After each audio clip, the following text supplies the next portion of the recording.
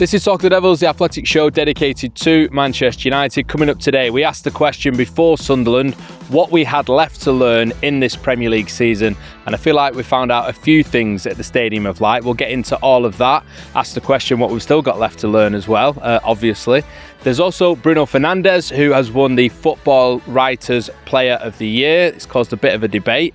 We'll get into all the details of that. And obviously Casemiro missing caused a huge issue for Manchester United. And that's another element of the summer planning that they need to get right. We'll talk about that too. We're here in the studio in Manchester. Carl and Laurie are here. Andy's joining on the line as well. Good morning, everyone.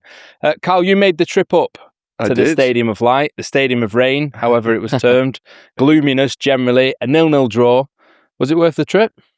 Yeah, it was my first time to Sunderland. I wore the completely wrong jacket for it, so I was a bit chilly partway through. I was sat next to Andy, and Andy was also like, "It's a bit cold in here." I went, "Yeah," and that was the main form of conversation. Was that your main takeaway from the day? From a really, I'm really gutted I missed it. It was a drab 0-0. It was a 0-0 where you're going, okay, Manchester United have qualified for the Champions League, but also some of these fringe players will not be playing major minutes in the Champions League next season. Yeah, I mean, I'm caught, Andy, between two thoughts, really. One of them is that it's unfair to judge these players, particularly the ones who came in who'd not played for a while, when it's just one game, when it is a rotated team, when the motivation is maybe not at its absolute maximum and to get the points and all that. And also then watching that game and thinking, yeah, maybe it does underline some of the concern we've got about the depth in this squad. I think they're all fair points. It was a come down after Liverpool. I think you've got to credit Sunderland as well, the way they played. And I think it was probably always going to be a tough game. And then you're bringing in the new players, as you say, and it's difficult just to turn it on. And Sunderland came straight at Manchester United, and also it was freezing, so nobody could be prepared for that. I had a bobble hat on in May in Sunderland. I mean, I'm like, I know it's not always like that up there, and I think yesterday was a completely nice day, but it was a pretty drab and miserable day on Saturday. I don't think a 0-0 draw, having qualified for the Champions League, is the end of the world for Manchester United. No, I know what you mean. Laurie, on the last show, like I said at the top, we sort of asked the question, what is there left to learn? We were talking about maintaining motivation, matching the motivation of the opponents. Sunderland, the sense of occasion. Forest have now actually secured safety, so they maybe won't be as motivated for the game next weekend. Brighton could still be going for Europe, though. Talked about, maintaining the momentum behind Michael Carrick as well. Will players be given a chance? All of these elements fed into this Sunderland performance. What did we learn? I think we learned that we shouldn't send Andy Mitten to the North East because he had 3 games there, I think, and didn't see 1 goal, so he's jinxed it for a start. Did he actually? Yeah. Well, so I saw his tweet. I mean, I presume he was telling the truth. Was it Hull and Middlesbrough? You went to those matches, both were 0-0 in the Championship playoffs, Andy? Wow. Yeah, you're right, Laurie. I wasn't lying, and I had the receipts to back it up. I went to Hull 0, Millwall 0 on Friday, Middlesbrough 0, Southampton 0 on Saturday, and then Sunderland 0, Manchester United 0, and then I went to the Clasico on Sunday night. That wasn't 0-0. No, I didn't ask you about that, Andy. No, you're not allowed to shoehorn that in just yet. We'll come to that one in a little bit. So yeah, it was pretty grim in the northeast, but And then you're having a conversation with Carl about the weather. I mean, come on, at least brighten up the afternoon with a bit of banter. I don't know, but sorry, I'll treat your question seriously now, Ian. In terms of like on the pitch, yeah, I think we learn a little bit about some of the players that we've been wondering about. I suppose. Okay, you got to take a little bit of context in that. For example, it was Joshua Zirkzee's first start, I think, since December under Carrick. First start under Carrick. Yeah. To me, he looked.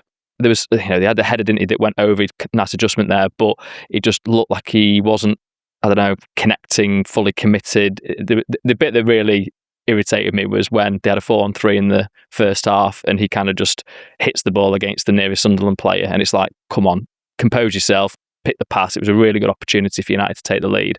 And so, that was, and he got hooked in it 65 minutes. So, yeah, let's have a see what that will mean in the summer, whether he's one of those players that United think, okay, we can get some money for him, so we need to reinvest and look at a different kind of striker.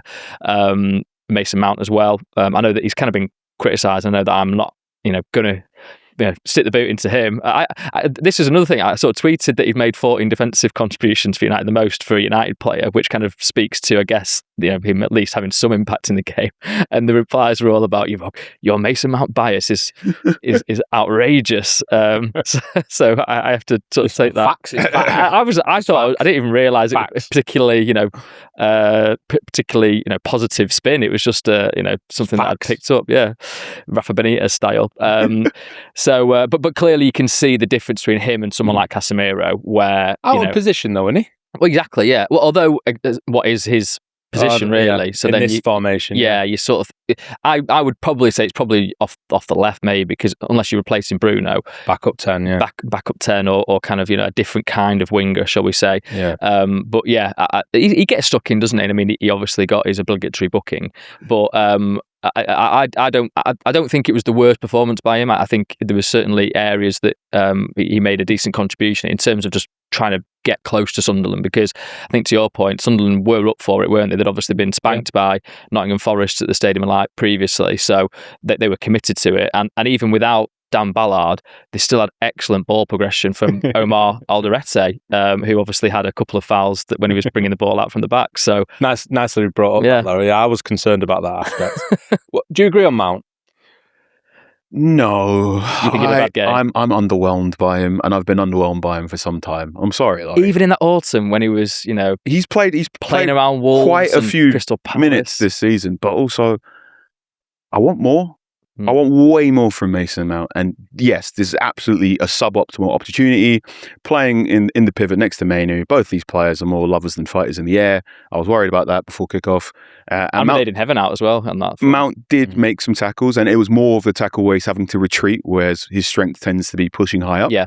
And to go about ball progression, there was a point in the first half where United couldn't get out their own half, and Bruno Fernandes goes over to Mount and makes a gesture about how the ball progression isn't quite working, and Mount being smile at me every time you say that phrase. Ball progression, and Mount being one of the more football intelligent individuals I've seen in the last couple of years. Coaches trust him because you can give him instruction, he can carry it out. Players like him because you can go, right, we need to change our system, and Mount understands it innately. But what I'll keep saying about is, yes, I can clearly tell that you understand what you need to do. The execution and intensity, it just isn't there from me. It's too many 6 out of 10 performances from a player who costs 50 million and doesn't have a position in the strongest 11. Maybe I'm being overly harsh here, and you shouldn't rank his entire United career off 1-0 draw against Sunderland. But I was like, the thing I feel about Mason Mount in a United shirt is that's fine, I guess. And if you're going into a Champions League, if you want to make the quarterfinals, if you want to finish third again next season, you can't have too many players that are fine, I guess. I just think that he's got sort of quality within his game, so I would not. And the price tag and his wages, they're not his fault. United paid what they paid for him. Your point still remains in that it's, what would you do with him? Is it, new contract territory? Unlikely. Is it do they look at sort of moving things around? I don't know. I've never really thought that he's been one that they would look at selling in the summer, just because of, like I say, the kind of the qualities that he has shown in the past. Do you know the other issue with that? I don't know how much of a market there would be right now to take Mason Mount off Manchester United's hands, mainly because of the fact that he's still struggled with injuries so much. And I presume, I don't know his exact wage, but the wage is decent from what I remember us talking about last time. His book value would be about 30 million to break even if he was sold. I'm just not sure. I don't know who has 30 million for that. I'm not sure what club has 30 million and couldn't match those wages for Mason Mount that would be in need of that sort of player. So he'd be here presumably till the end of his contract. And I suppose the challenge now is, can he turn some of these 6 out of 10 performances into more 7s and more 8 out of 10s? And there will be more opportunities next year with European football, and the cups will be better. He's won the Champions League with Chelsea, so I'm not saying that then precludes any argument about him being good or bad. No, but he has shown a level previously. The experience and the know-how, it's important when you're going into a Champions League campaign. And what advantage is there for United to loan him out, say? None. That's what I mean, because then you're going to have to purchase someone in his place, and they've already got so much to do in midfield anyway. Yeah. Andy, what do you think? I think you're both right. I think there's an underwhelming No, come on, Andy. feeling. We're all right. Who's wrong? No, I will try and offer some more context to this. He's had a lot of injuries, so back to the argument about you need your money on the pitch. Ruben Amorim was absolutely having him. I've not heard any doubts about him as a professional. I spoke to one Premier League manager at the start of this season, and he went, "What do you know about Mount?" So he was clearly interested in him. So he's seen as positive, but if you're going into the Champions League next season and you're having to perform twice a week, you need players to perform. And Saturday was a game where too many players didn't do that. I thought Mason Mount, he worked hard, but what does that mean? Every player's going to work hard. There's times when he has his nice touches. Remember speaking to him after Palace away in November when he'd done well. United need more, and we could probably say this about 5 or 6 players. So where's Mason Mount's rank? Does he become the 3rd or 4th in midfield position? What is his best position? So I think it's right to debate around him, and I think what we saw from Saturday is Manchester United need to be significantly strengthened for next season, especially with Champions League football. Yeah, I'll talk more about that point of strengthening in a moment, because there's lots of different aspects to that. But just to go back on some of the other players who were given the opportunity, we've spoken a little bit there about Zirkzee, Andy. I mean, that again would be something that United could look at in the summer, whether he's got a future at Old Trafford or not. There was obviously a level of interest in him in January, with Italian clubs, I think, were the ones who were being mentioned most strongly at the time. If he was to go, that would be a position that Manchester United would need to replace as well. And this is where the sliding scales of the summer come in, because for everyone that goes, they need a replacement and more, actually. So Josh Zirkzee, Michael Carrick said after the game, I mean, he backs his players. He tends to do that. It wasn't easy for him being isolated. I think the overall frustration with him is he trains really well. He's a very popular member of the dressing room. People refer to him all the time. He's seen as being hugely talented, but he's not doing that on the pitch. He has these little cameos when he comes on, leads away, and he does well for 9 minutes or whatever he was. But the overall contribution from him has been underwhelming. So there's also a feeling that he could do well in a really good team.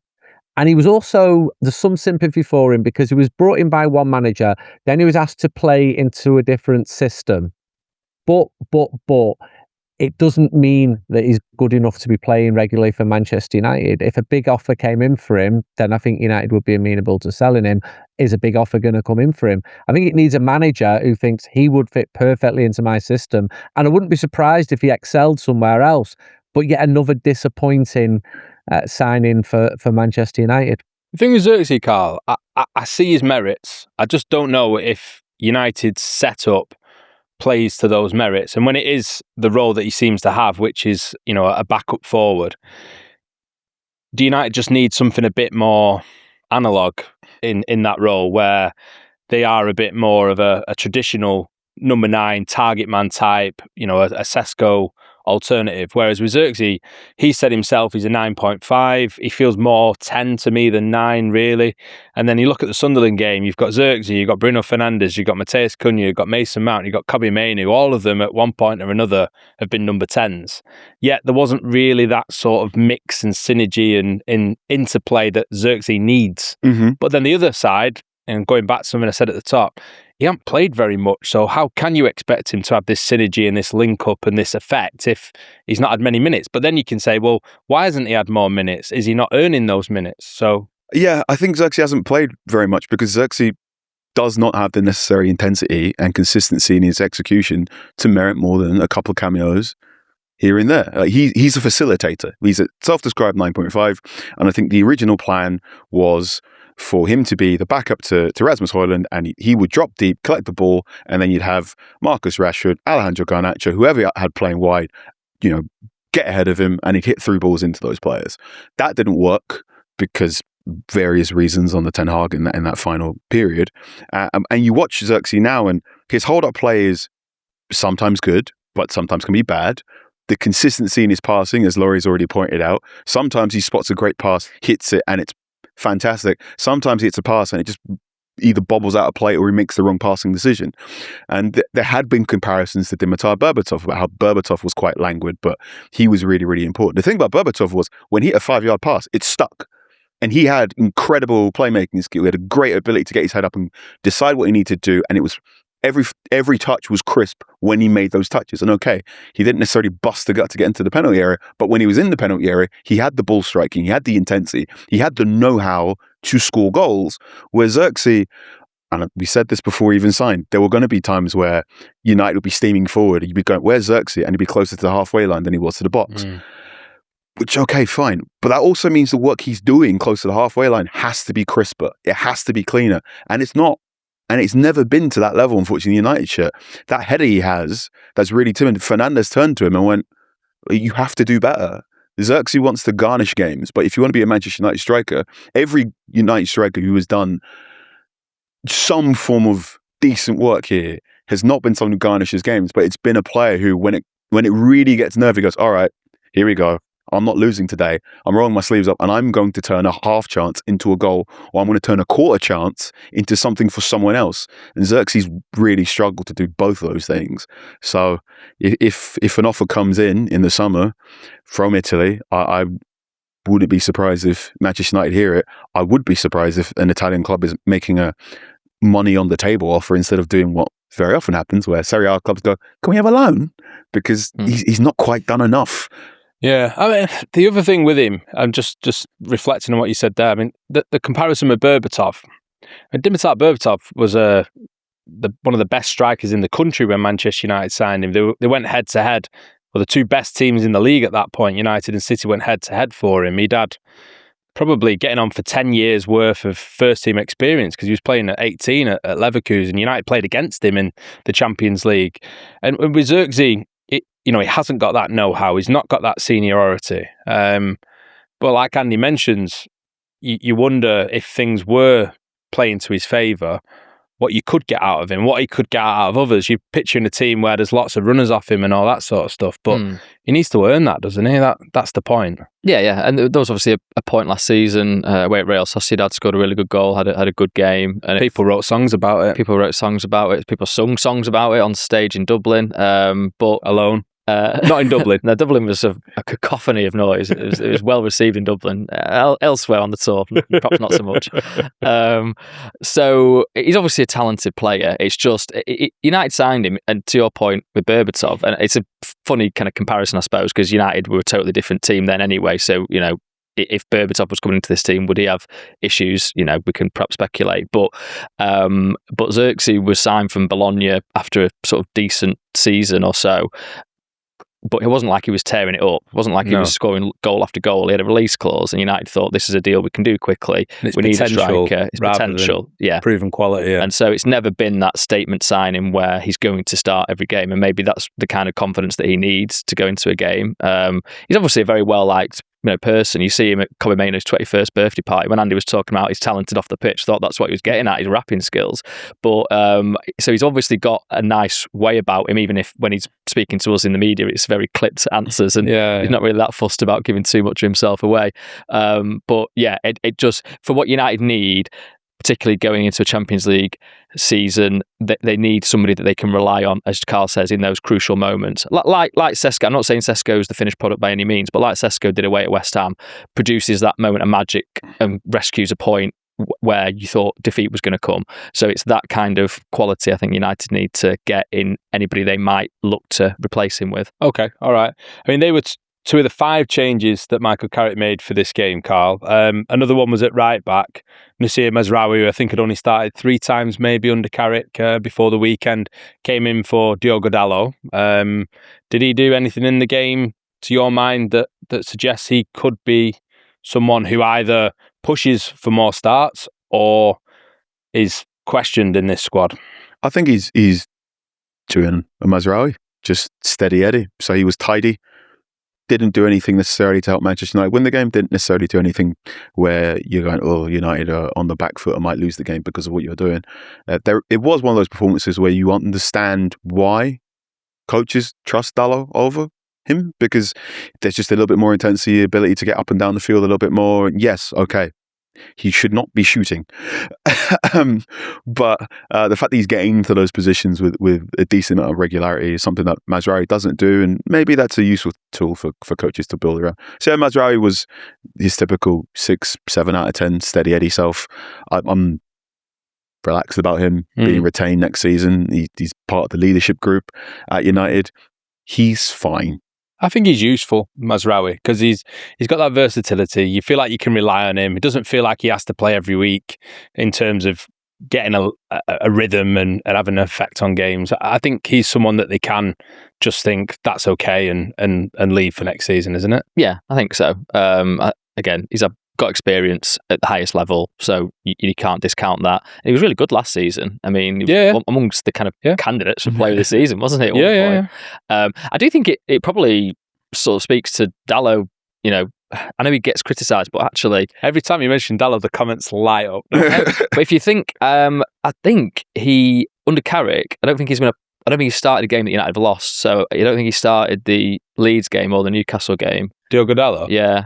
Did he not start Leeds? I don't think so. I think Mazraoui did. I mean, again, Newcastle's definitely definite. So, okay, maybe that's just a coincidence, but it does maybe point towards him having a bit of a role. No, you're right. So he's not actually had defeat under Carrick when he started the game. You think about the Leeds and Newcastle games; those were games where you're going, United are getting bullied here, and he's got a physicality to it. He doesn't do everything right, does he? But go back to ball progression. He does stop smiling. he can carry it really well into midfield, or like Dan Ballard out the wing. God, they really missed him. If they only he'd been playing, I know it would have been balls progressing all over the place. But I think obviously Dalot again, it does have a certain quality that maybe it's not. You can't put your finger on it straight away, but when he's not there, you can actually appreciate it more. I like Diogo Dalot. I know you've said this before. I do. Don't like go too him. far, because then you really will get the comments. He is upgradable, but in the summer where United are going to be in the market for 2 central midfielders, maybe a centre back, maybe an attacking player or 2. You can probably see United going, we'll deal with right back. Yeah, I just don't think it's the biggest problem they've got. I don't even think it's in the top 5 problems that they've got. But this is the interesting thing is that Diogo Dalot's good enough so right back has never been a top 5 problem for the entire time he's been here. But it is. Well, it has, because they've signed him. They've just not replaced him. Yeah, but it has been like the 6th or 7th. So you try and make an attempt to do it. Yeah. A bit like Luke Shaw. Never get round to it. There's been times where United have gone, okay, we need to move on from Luke Shaw and bought a left back, and then go, oh wait, replacing Luke Shaw or like getting upgrading Luke Shaw's quite hard. So yeah, these are the nutmeg or the secret seasoning in all the. Yeah. Well, you've got to go out and spend sort of 50, 60 million quid on an elite fullback to know that you're definitely getting better than Dalot and Luke Shaw, I suppose, which is, again, the comments are going to light up. So I'm going to move on quite quickly.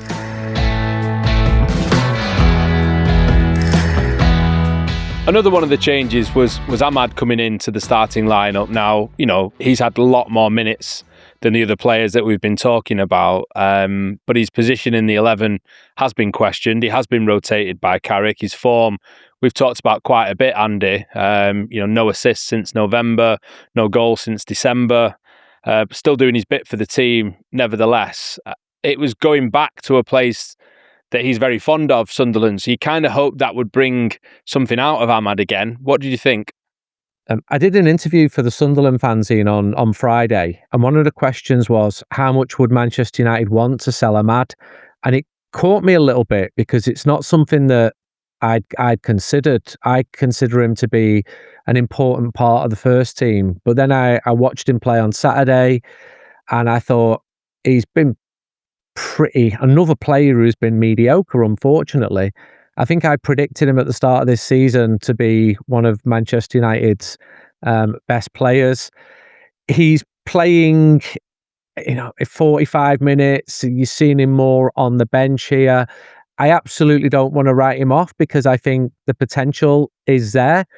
I don't want to band him in the same category as Zirkzee, because I've not heard any indication whatsoever that Manchester United might consider moving Ahmad on. There's times when he's played out of his best position, but the bottom line is exactly what you're asking, Ian. Is disappointing. His return is disappointing. Ahmad at his best is someone who gets fans off their seats, who runs at players, who makes assists. And is it Bruno Fernandes just hovering up everyone else's assists? I don't think it is. I think there's big room for improvement with Ahmad as a Manchester United player. What do you think? Yeah, I agree. You got a standing ovation from the home crowd at the stadium night when it went off. There's a genuine connection. Yeah. A couple of teenagers sat in front of us in the press box, did a big clap and went, "We love you, Ahmad." So he's beloved there. It'd be good to get that version of him back. He's playing within himself at the moment. He's not really driving at defenders in the way that he did on their Amarin or the parts of last season. I had a friend message me not too long ago and said, "Is Ahmad a good football player, or was he just a good fit for the way Ruben Amorim set things up?" Which got me thinking. There was a piece done by Chris McKenna describing the difference in where Ahmad's picking up the ball on the carrot, because he's picking up in more advanced areas now because he's not playing at wing back, and maybe the fact that he hasn't got the extra 5-10 yards to pick up a head of steam before he encounters the left back, full back I should say, maybe that's throwing him off his rhythm. But yeah, it's been an awkward season for him. He was really good at AFCON and came back and just hasn't been able to hit the level. I'm hoping that whatever has been affecting his game, he can put it out of mind, have a good World Cup with the Ivory Coast, and come back and kick on. And I'd like him to stay. I think there is a player there, and I think, like we say, there's a lot that needs to be done over the summer. And Ahmad perhaps is not Ahmad, or winger is not perhaps the top 5 on the list. So yeah, maybe just see what happens next. Yeah, okay. Ayden Heaven, the next one off the rank to talk about, because he was rotated with Lisandro Martinez coming straight back into the starting lineup. Surprised by that decision? Yeah, probably. Yeah, just because he's, United won 3 matches that he started since Lisandro Martinez got his ban, and also the set piece thing, with Casemiro not in the team. I thought, okay, I'm not saying that Heaven's some beast in the box necessarily, but he's tall and he can certainly head the ball.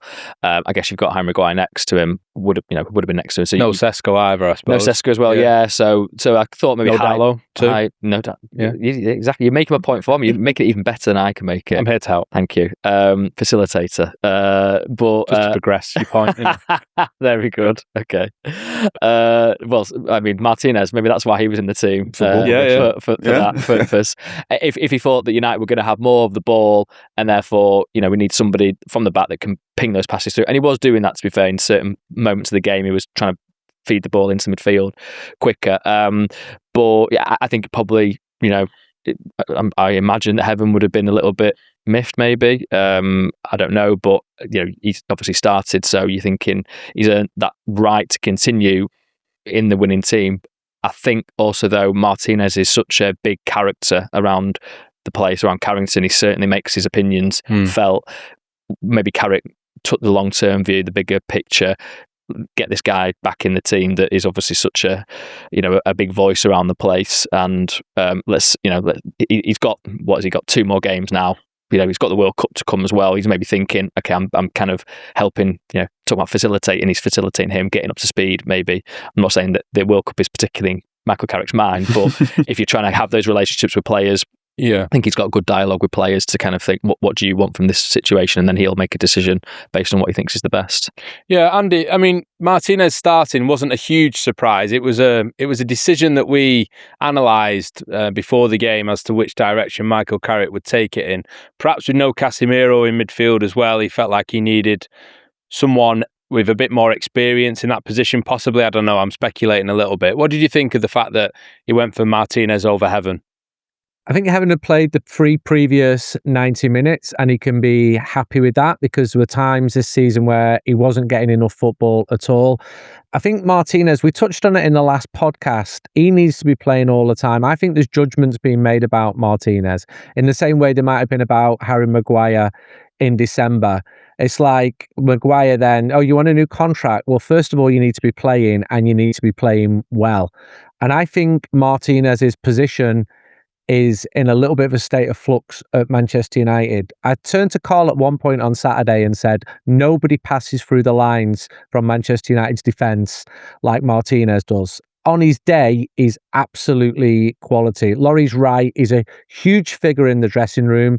There's been times early on under Michael Carrick where he was Manchester United's captain. I think he was captain the last time United went to the northeast and lost that game at Newcastle. But he needs to be playing. He needs to be playing all of the time. If he's thinking, is my future going to be here? Do I need a new contract? You wouldn't give him one now because he's not been playing enough. Or if someone comes in for him in the summer, then Manchester United have to weigh that up as well. So when I saw him start and when I saw Zirkzee start, I'm thinking these are lads who need to finish the season really, really strongly for themselves as much as for Manchester United, because their stock at the club is not as concrete as some of the other players. Okay. Another one of the things we wanted to learn from these remaining games that we said on the last show was seeing some of the academy players get a chance. Now, it was affected by the match the night before. Only Michael Carrick could get those two occasions in.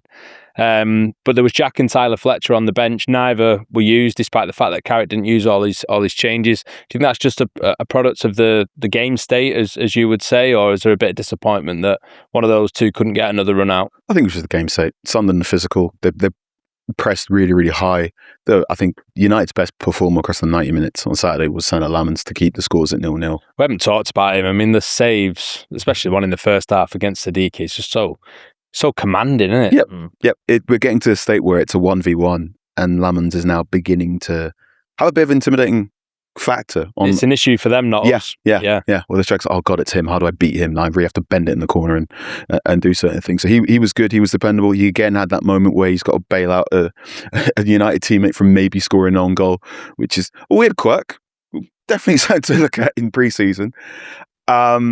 I think it's a case of Sunderland are really physical. Sunderland were up for it, and maybe throwing in one of the Fletcher boys would have been difficult against a team that they really put a shift in. Brian Brobby, he enjoyed. That is a nuisance. He enjoyed going up against a centre back of similar height, and there was one moment where he basically does an MMA throw on Luke Shaw, and you're like, you can't do that, lad. So. Hopefully we'll have more space, more opportunity for players, like you said before about Nottingham Forest that are safe, so maybe that's an opportunity. It'd be good if they can get some minutes at Old Trafford for the final home game of the season.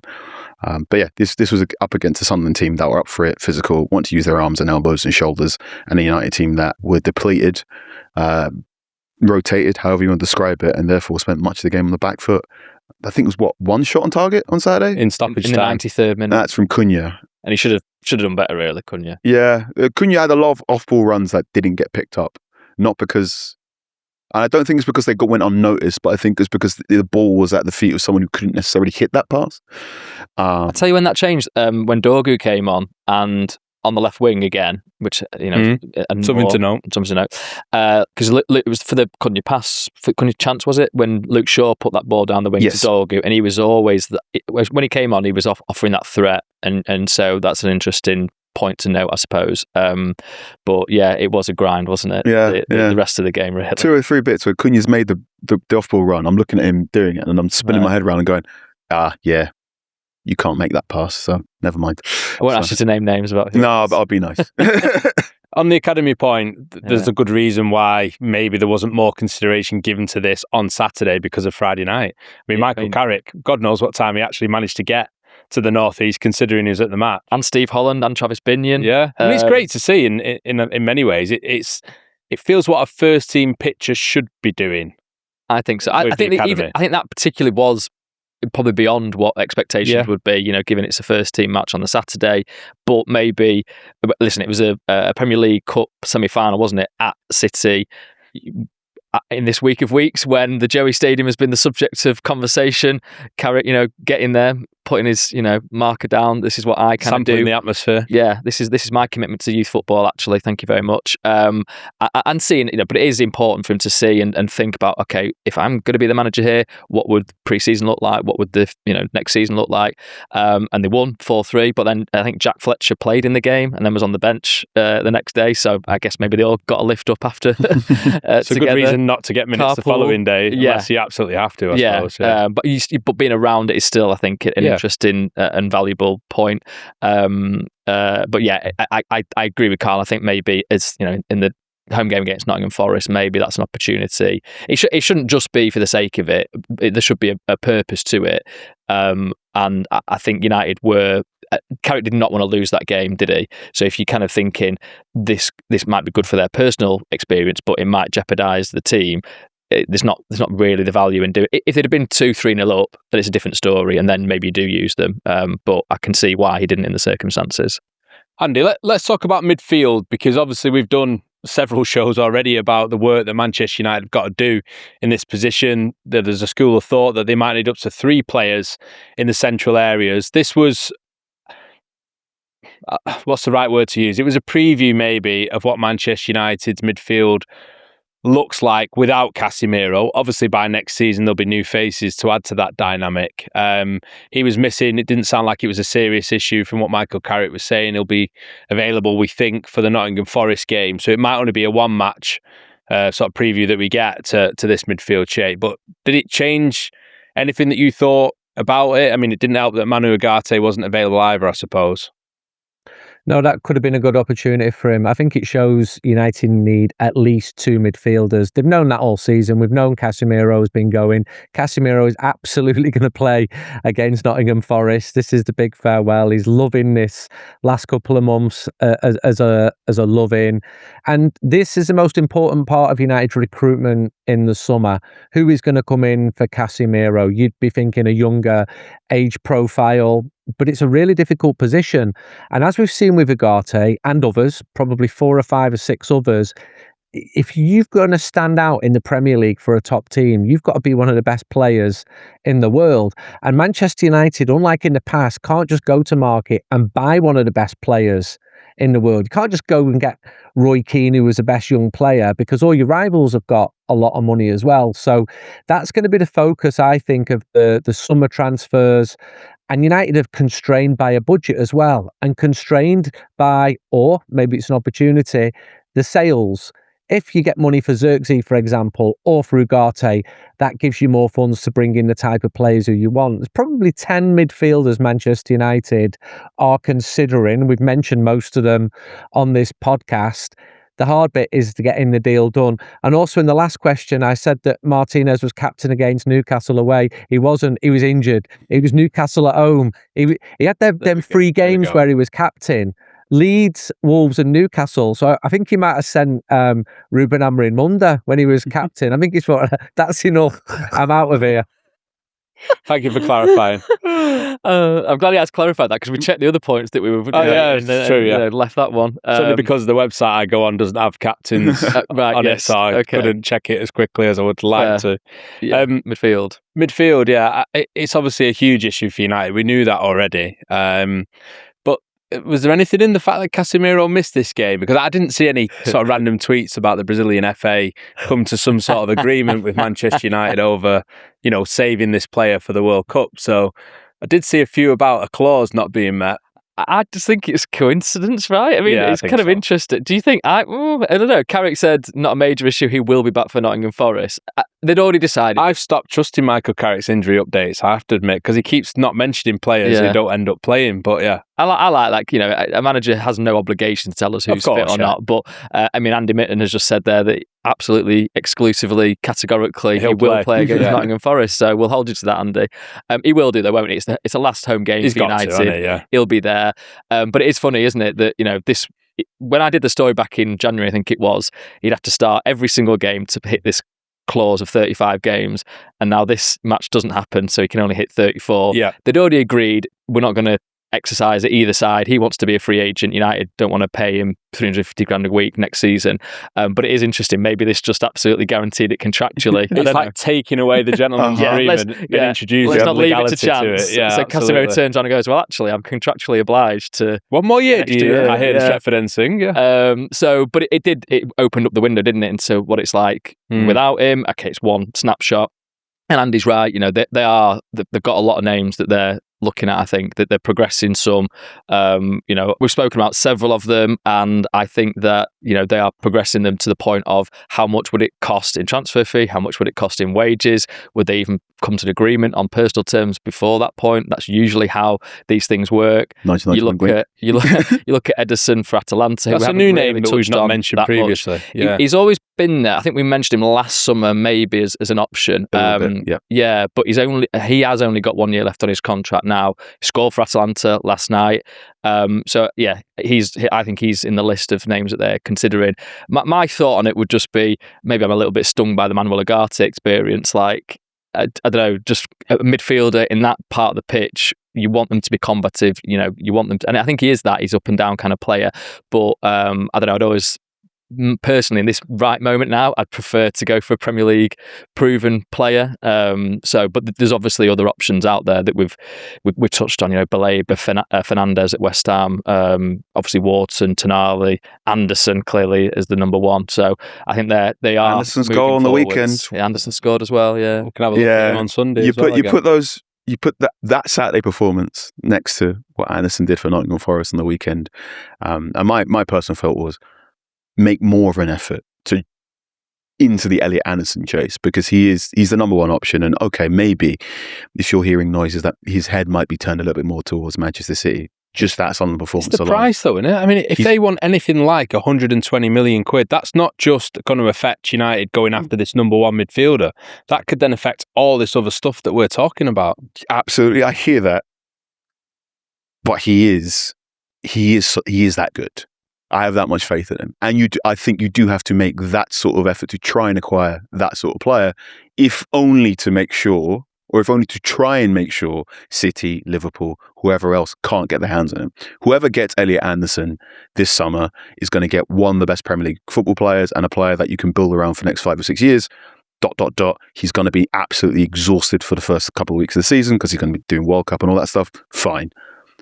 If you don't get Elliot Anderson, that's all right. You go absolutely 100% to try and get him, because I truly believe he is worth it. I can't believe you're not saying Adam Wharton, because then you could really say, I said 2 years ago United should get Adam Wharton. It's not always about being clever. Okay. Is it not? It is to me. No. Elliot Anderson's really swung me, and he's been really, really good. Mateus Fernandes was very, very good against Arsenal on the weekend as well. Should have scored there as well. I suppose you look at this 0-0 draw and you're going, if Man United play that way next season, they're not going to go too far in the Champions League, and they're going to find it a real struggle to finish third or above third next season. Do you know what the other thing was, though? It's only a 0-0 draw at Sunderland. There's a lot of good teams who've dropped points at Sunderland this year. And the good news is Man United won't play that way next season. And United know they can't play that way next season, and it will dramatically change next season, because they're going to go to market and get a defensive midfielder. And if they get one of the players on their shortlist, if they get Elliot Anderson, Fernandes, or Tchouaméni, Ederson, any one of these players, they should, the way they will play football, both when attacking and defending, should transform in a way that should hopefully get them closer and more secure in that Champions League position. So it's just one of those games where recruitment in the past hasn't been the best. Recruitment going forward now has to be much, much better.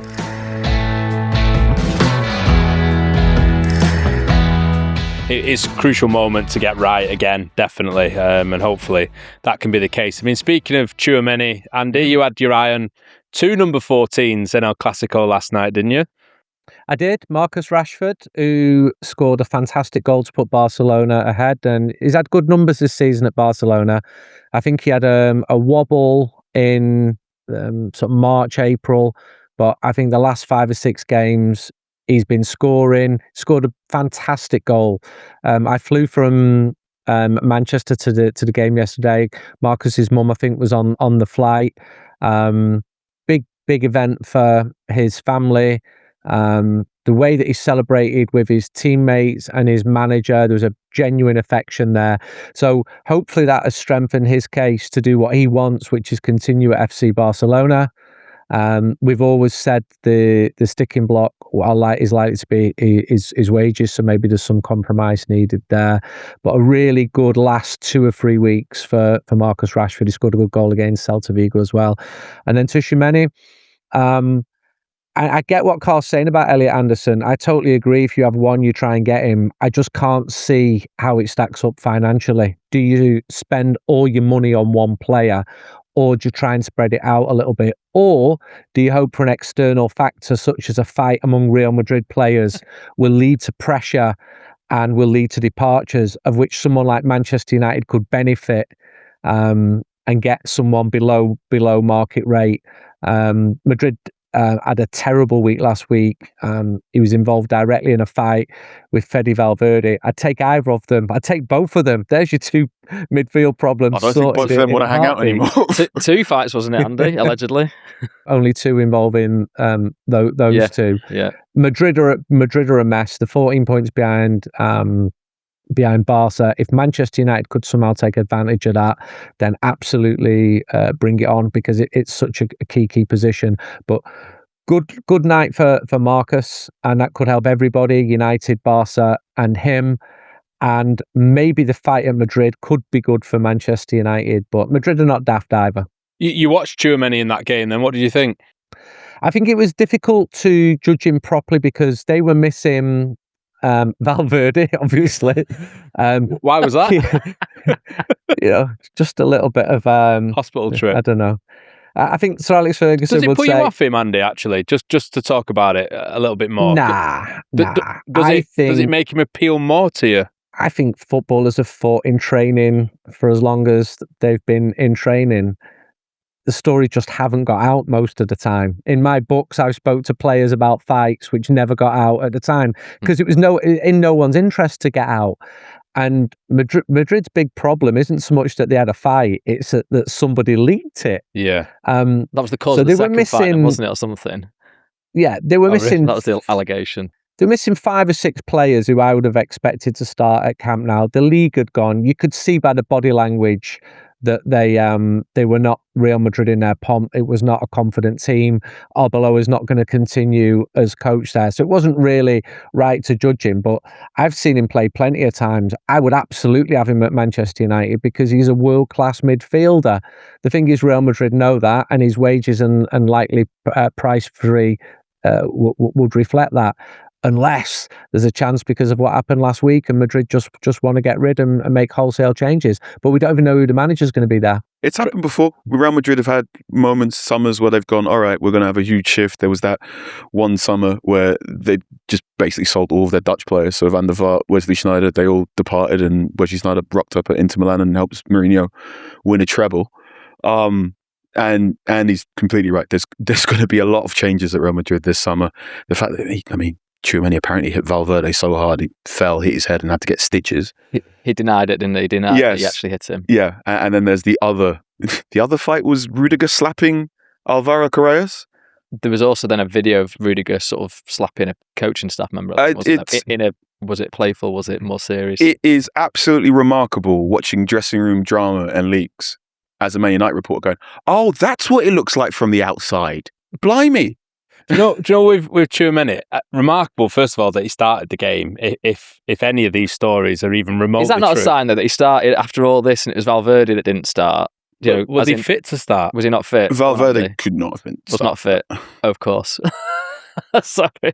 I just mean, even though that's all gone on, he still started him. Yeah. We're not disciplining you for this. Yeah, it's quite remarkable in a way. But yeah, maybe that tells you, there's an element of the story there by the fact that he's kept faith with him. I had a couple of messages say if he's going to do that to his teammates, get him in our midfield straight away. It's very old school Manchester United to say. Style. He's had a fight with his teammate. That's exactly what we need. Get him in. Yeah.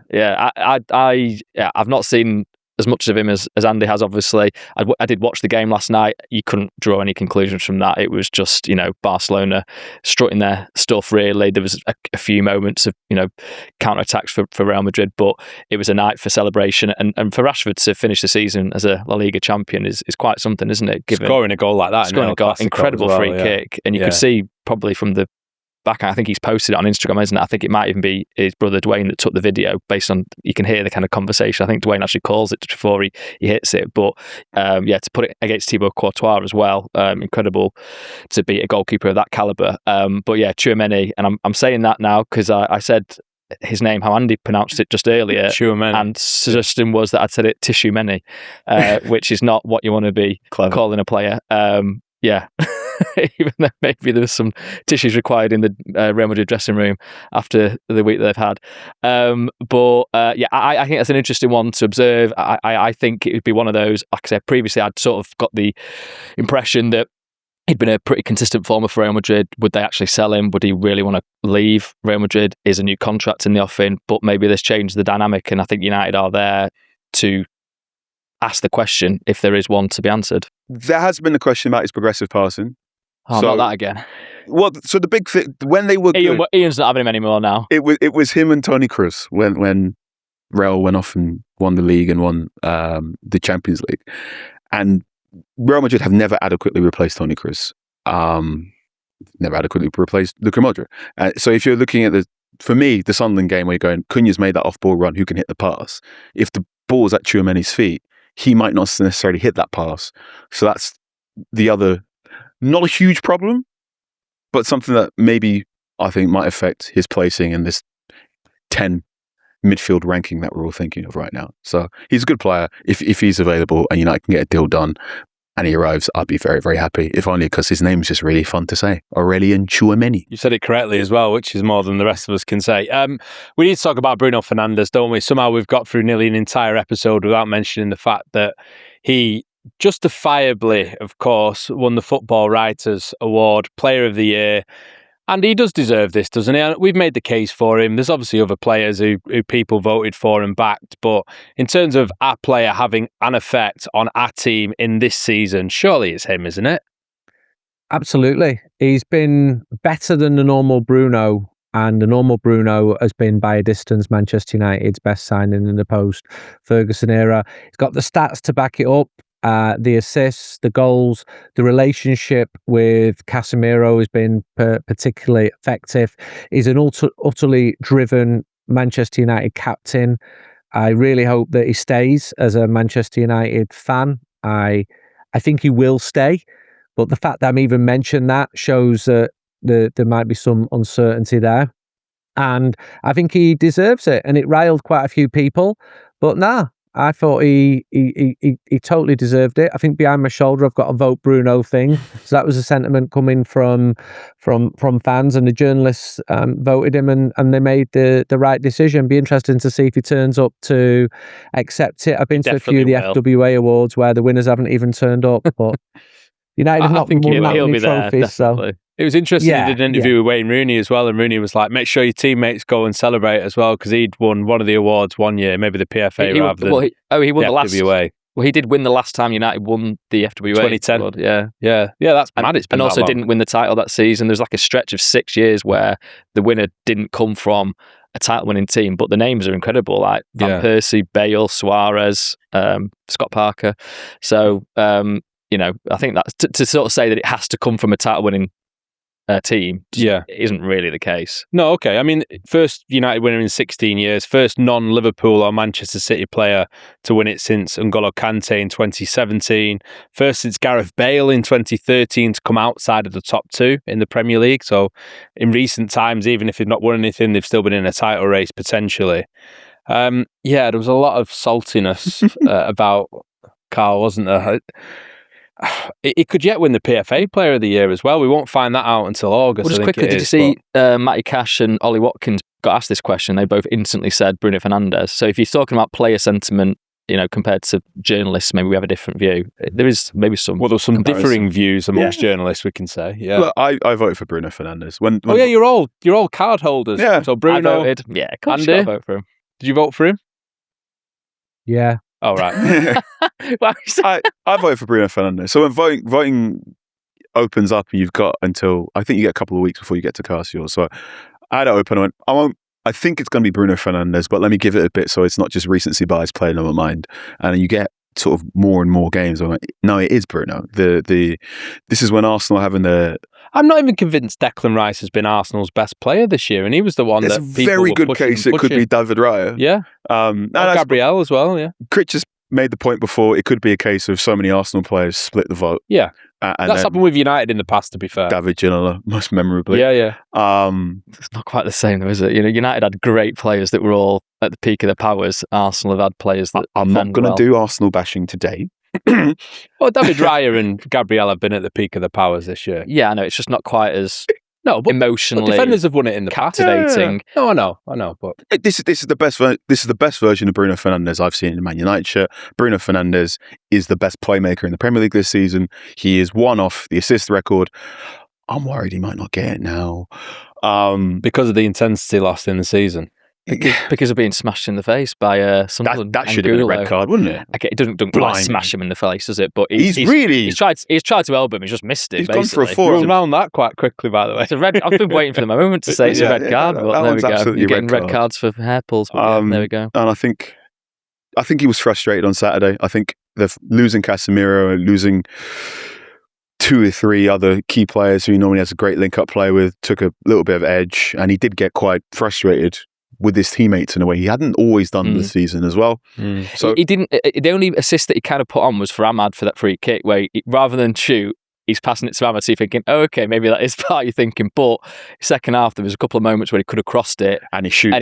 Well, no, he didn't shoot the one that I'm thinking of. He passed it down the line to Luke Shaw. The overlap, then Luke Shaw crosses it, and so it wasn't not an assist. Yeah, so it wasn't like it was dictating his play. He had one in the second half where he's got the ball forward, and I think it's last 10 minutes, and he has a shot. And we're going, you're more interested in trying to win a football game than which obviously is the right. So I'm not going to say the assist record is playing too much. I don't want him to be going to Brighton on the final day and needing an assist to equal the record. I think he has to get it against Forest, personally. Okay. Yeah. I would be nervous that would become too much of a thing. Bruno Fernandes is a competitor, and I think he doesn't strike me. Every single player I've heard speak at Manchester United in the last few weeks says, yes, we want him to get it. Now, I'm not saying... Cunha said it. Everyone. I haven't heard anyone say the contrary. I wouldn't expect them to say, no, we don't want him to get it. But equally, I just don't want it to be part of the narrative. I just think it has to just get done against Forest. We're making it part of the narrative. Well, I know. We are the narrative makers in some ways. It's a fun one, because after the 0-0 draw, I asked... I'd be nervous he'd get it, because Brighton are good as well. That's the other thing. And if they need really to win last few weeks, for the Champions League even, which we'll know by then with Villa being in the Europa League final. Does Carlos Paleba do an interception to Bruno Fernandes square pass that's going to, Benjamin Sesko or something? Well, we shouldn't sign him then if he's thinking like that. Amazing. But yeah, I just don't want it to be part of the final day. Okay. Personally. So I asked Carrick after the result, I said, certain teams get accused of being on the beach in May.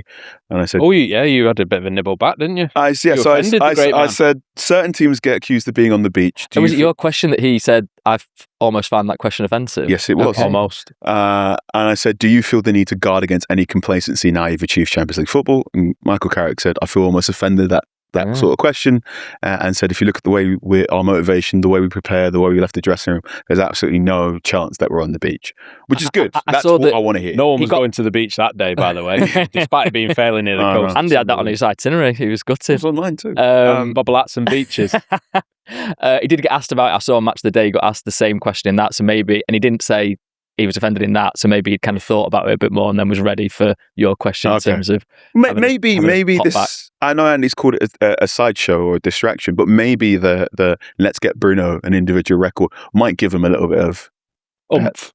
What do you think, Andy? Could the assist record keep these players off the beach?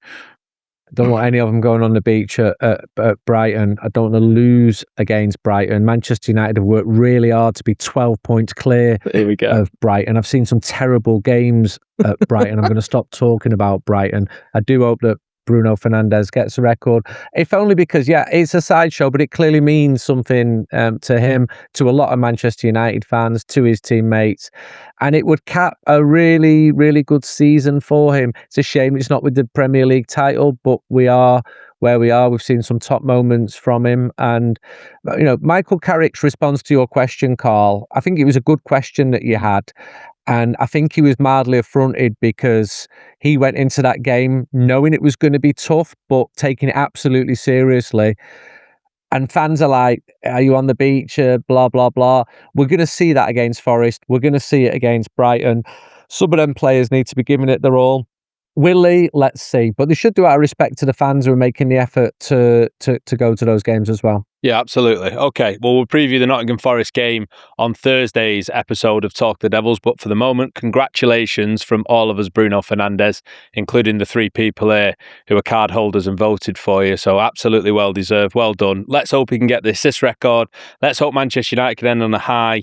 But anyway, Carl, Laurie, Andy, thank you so much for being with us. Thank you everyone for watching and listening along as well. Don't forget to like, share and subscribe if you're watching I'm just us on about YouTube. to say that on the thing I recorded at the start of the season. There you You go. don't watch the end of the videos? No.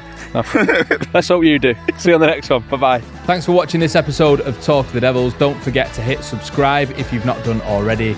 Like the video and also get involved in the comments too. And click the bell to make sure that you never miss an episode with myself, Andy Mitten, Carl Anker and Laurie Whitwell. There's also our social channels at TOT Devils on Instagram, X and TikTok. Thanks for watching.